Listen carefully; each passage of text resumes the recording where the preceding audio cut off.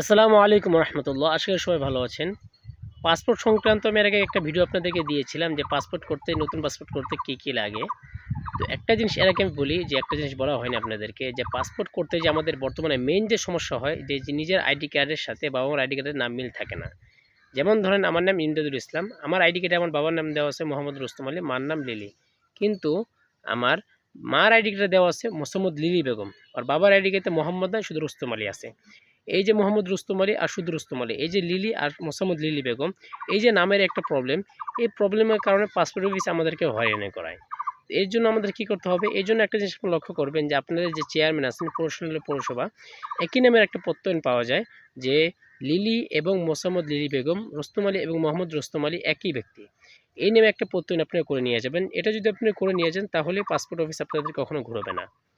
এবং আরও প্রবলেম যেটা আছে, কারেন্ট বিলের কাগজে ভুল ধরে না। আসলে কারেন্ট বিলের কাগজটা নিজে তৈরি করে না, ওটা বিদ্যুৎ অফিস তৈরি করে। এটা যদি কখনো ভুল কেউ ধরে, কেউ যদি আপনাদেরকে হয়রানি করে, তাহলে আপনারা দুর্নীতি কমিশনে যোগাযোগ করবেন, তাহলে দেখবেন তারা করতে বাধ্য হবে। আরেকটা প্রবলেম করে যে নাগরিক সনদ, এইটা জিনিস আপনাদের সবার জানা উচিত। আপনারা যখন পাসপোর্ট করতে যাবেন যে নাগরিক সনদ আপনার ৩ মাসের রানিং ৩ মাস আর আসছে না সেটা আপনার দেখা লাগবে, কারণ ৩ মাস একটা মেয়াদ থেকে নাগরিক সনদের। তো আপনি ইউনিয়ন পর্যায়ে হইলে, পৌরসভা পর্যায়ে হলে ইউনিয়ন থেকে উঠায় নেবেন, দেখবেন এটা ৩ মাস মেয়াদ আছে কিনা বিগত। যদি ৩ মাস পার হয়ে যায় তাহলে আপনি নেবেন না। ঠিক আছে? নতুন একটা নিয়ে নেবেন, পুরোনোটা নিয়ে যাবেন না, তাহলে পাসপোর্ট অফিসে হয়রানি করা হবে। আরেকটা বিষয় স্টুডেন্টের ক্ষেত্রে আমি বলি যে স্টুডেন্টরা কী করে যে সার্টিফিকেট ফলো করে। মনে রাখবেন আপনার আইডি কার্ড অনুযায়ী কিন্তু পাসপোর্ট হবে। আপনি যদি স্টুডেন্ট ভিসায় যদি বাইরের দেশে যেতে চান, তাহলে আপনার সার্টিফিকেট যদি আইডি কার্ডের সাথে মিল না থাকে, তাহলে আপনি সার্টিফিকেটটাকে ঠিক করে নেবেন। যদি সার্টিফিকেট ঠিক করে নেন তাহলে আপনি যেতে পারবেন, কোনো সমস্যা হবে না। এছাড়া আইডি কার্ড অনুযায়ী আপনার পাসপোর্ট হবে, আইডি কার্ডের বাইরে পাসপোর্ট কেউ করে দিতে পারবে না।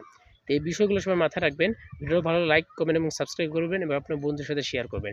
আর যদি কোনো প্রয়োজন হয় হোয়াটসঅ্যাপে আমার হোয়াটসঅ্যাপ নাম্বার দেওয়া থাকবে ডিসক্রিপশনে, সেখানে যোগাযোগ করবেন। আসসালামু আলাইকুম।